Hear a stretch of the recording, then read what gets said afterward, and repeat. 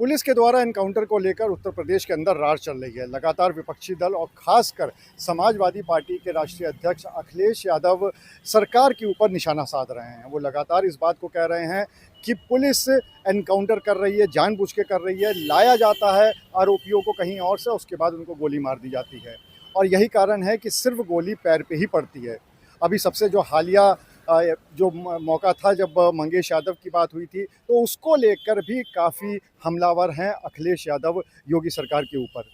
लेकिन सबसे बड़ी बात है कि अगर हम कानपुर की बात करें तो कानपुर में एक हफ्ते के अंदर 2 ऑपरेशन लंगड़ा हुए हैं। अभी कुछ दिन पहले ही महाराजपुर थाने की बात करें तो उसके अंतर्गत एक महिला की किसी व्यक्ति ने हत्या कर दी थी ईंटों से कूच-कूच के, और उसके बाद पुलिस ने जब पता किया तो पता चला कि कमलेश तिवारी नाम का व्यक्ति है जिसने ये घटना की है। उसके बाद पुलिस ने जब उसको पकड़ने की कोशिश की तो वो पुलिस के ऊपर हमलावर हो गया, जिसके बाद पुलिस को गोली चलानी पड़ी और उसके पैर में गोली लगी। ये एक वाक़या था। दूसरा वाक़या बृहस्पतिवार का है, गुरुवार का है, जब रात को जो साउथ में, कानपुर साउथ में जो चेन लूट की घटनाएं हुई थी, तो उसमें गुरुवार रात को जो आरोपी था जिसको सीसीटीवी कैमरे की मदद से पहचाना गया था, उस पे सबसे पहले उसको पकड़ने की कोशिश की गई और उसके बाद जब उसने भागने की कोशिश करी तो उसने फायर किया और उसके बाद पुलिस की तरफ से जो फायर हुआ वो उसके पैर में लगी।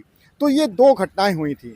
तो सबसे पहले तो हम आपको वो सुना देते हैं कि महाराजपुर की जब घटना हुई थी तो पुलिस का क्या कहना था। साहब में उस बारे में क्या कहना चाहते हैं? ये देखिए जो मुठभेड़ हुई है उसमें कमलेश उर्फ कमलू करके एक्यूज्ड है, लगभग 40 साल इसकी उम्र है और इस पे हमारी पुलिस टीम लगी हुई थी। आज सुबह एक गंभीर घटना की सूचना प्राप्त हुई इंस्पेक्टर महाराजपुर नदी की गांव पूर्वा मीर है। वहाँ पे एक महिला अपने बेड पे सो रही थी और एक बच्ची भी थी 9 साल की, और उस पर हमला हुआ है और उसकी डेड बॉडी पड़ी हुई है। इस सूचना पे हमारे इंस्पेक्टर पहुँचे, सीपी पहुँचे, एडिशनल डीसीपी, हम सभी लोग पहुँचे और पूरा लगभग 2 बजे तक गांव में जाकर के पूरी घटना का हम लोगों ने डिटेल पता करी। और हमारे एडिशनल येलो साहब भी पहुँचे, एडिशनल सीपी, और फिर फाइनली सीपी साहब भी, पुलिस कमिश्नर कानपुर सर भी वहाँ पे पहुँचे। क्योंकि घटना गंभीर थी, बच्ची को हॉस्पिटल में एडमिट कराया गया। और जो हम लोगों को गांव से इनपुट मिला और जो बाकी चीज़ों के इनपुट मिला मौके से, ईंट का जो था टुकड़ा था जिस पे ब्लड का निशान था, तो प्राइमा फेसी ये लगा कि घटना जो है एक लोकल की किसी न किसी की है। और फिर फाइनली गांव के लोगों से भी कुछ सूचनाएं मिलने लगी। उसमें एक बात ये निकल कर के आई कि एक गांव का जो आज जिसे मुठभेड़ हुई है, इसे एक्यूज थे, ये जस्ट उसका घर बगल में है और ये नशे का आदी है। रात को करीब 8 से 9 के बीच में इन्होंने नशा किया वहाँ पे, एक और दूसरे गांव का था। नशा पीने के बाद ये अपने परिवार के लोगों से लड़ने लगा, इसमें इसका भाई भी था, चचेरा भाई, और इसकी माँ थी। और वहाँ पे जब ये लड़ा करीब 9 साढ़े 9 बजे के आसपास, क्योंकि ड्रिंक किया हुआ था, नशा भी किया हुआ था, तो दरवाजे अपने बंद कर दिए। ये साइकिल से अपने सामान रख करके जाने लगा, जो गाँव से इनपुट मिला। और जब जाने को लगा तो फिर उसके बाद जो है वहीं पे वो लगभग जैसा ये बता रहा था कि हम 2 ढाई घंटे 3 घंटे तक रुके रहे, क्योंकि नशा किया हुआ था तो इसकी नीयत थोड़ी सी ख़राब हुई। और नीयत ख़राब हुई तो जो बगल का जस्ट इसका घर वहाँ पे घुसा और उसने जा कर के पहले महिला पे वार किया और फिर महिला जो बच्ची थी वो जब जगी उसने देखा इसको, तो उस पर भी इसने हमला किया। लेकिन ऊपर वाली कृपा रही कि बच्ची सेफ़ है, हॉस्पिटल में है। पूरी इस घटना को हम लोग तहकीकात करते रहे और फाइनली तहकीकात करने के बाद CDR के आधार पे, बाकी आधार के आधार पे जब इसको हम लोगों ने किया तो ये जो सूचना मिल रही थी कि कटरी क्षेत्र में, गंगा क्षेत्र में, यहीं पे कहीं न कहीं छिपा हुआ है। और फिर फाइनली हमारी टीम पूरी दिन भर लगी रही और पूरे क्षेत्र को उछाला है। और फाइनली जो रात में जब ये आ रहा था इसमें पुलिस को देखा, फिर फायर किया, फिर जवाबी फायरिंग में इसको गोली लगी है, इसको हॉस्पिटल में हम लोग भेजा गया। इस घटना की जो सबसे महत्वपूर्ण बात है, जो बच्ची है जो हॉस्पिटल में है, उसके माता पिता थे वहाँ पे मौजूद। तो हमारी जब पुलिस टीम वहाँ पे उसकी फ़ोटो को दिखाया क्या ये हुलिया का था, तो उसने देखते ही पहचान लिया कि ये प्राइमा फेसी ये वही है जिसने रात में हमला किया था। तो घटना की 2 तस्दीक हमारी हुई और उससे पूरी केस का एक तरीके से वर्कआउट हुआ।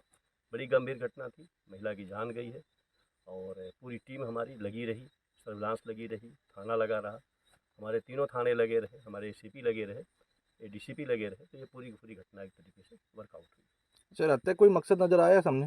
मैंने कहा ना, ये जब ड्रिंक किया वहाँ से चलने लगा तो इसकी नीयत में थोड़ी सी खराब हुई और उसके बाद ये जो है घर में घुसा।